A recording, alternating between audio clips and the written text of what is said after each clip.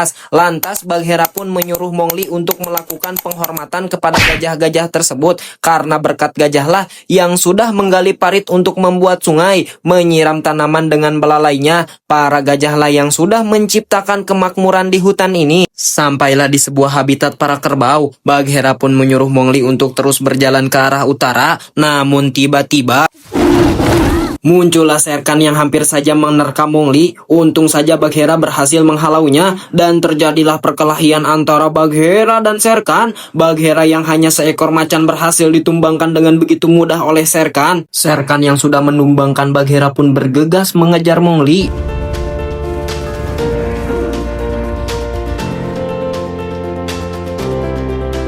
Mowgli yang panik pun melompat ke sebuah parit yang dimana parit-parit itu dilalui oleh para kerbau yang panik. Berkat kegagasan dan kegigihannya, Mowgli pun berhasil menaiki salah satu kerbau dan berhasil melarikan diri dari Shere Khan. Scene pun beralih ke para kawanan serigala, dan di sini kita diperlihatkan Shere Khan yang datang dengan begitu angkuhnya menghampiri sang pemimpin serigala Akira. Akira berkata, "Kita sudah tidak ada masalah lagi, wahai Shere Khan. Mowgli pun sudah tidak ada di hutan ini." Shere Khan yang mendengar itu pun lalu pergi dan berbalik, namun tiba-tiba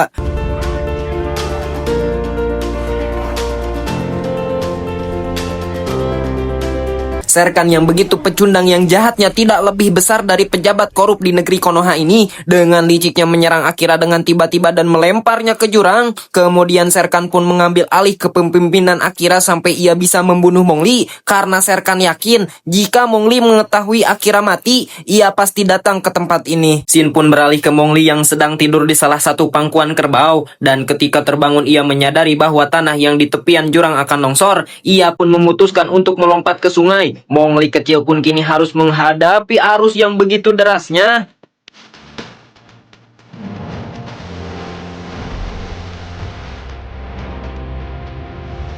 Mowgli kecil pun selamat berkat sebuah gelondongan pohon dan sampailah di sebuah hutan belantara yang sangat lembab. Menurut penglihatan Mbak Rara, hutan ini dihuni oleh genderuwo, pocong, dan banyak dedemit lainnya. Mowgli kecil yang lapar pun memetik buah yang entah kecubung apa bukan. Ketika sedang nikmat-nikmatnya makan, dia dihampiri oleh seekor hewan yang mirip monyet. Lantas Mowgli pun membagi makanannya. Memang dasar monyet tetaplah monyet. Makanan Mowgli pun diambil semuanya dan terjadilah aksi kejar-kejaran.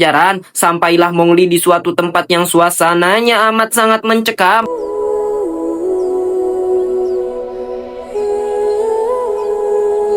Mowgli kecil yang ketakutan pun memanggil nama Bagheera. Sekeras apapun Mowgli memanggil, hanya kesunyian hutanlah yang menjadi jawabannya.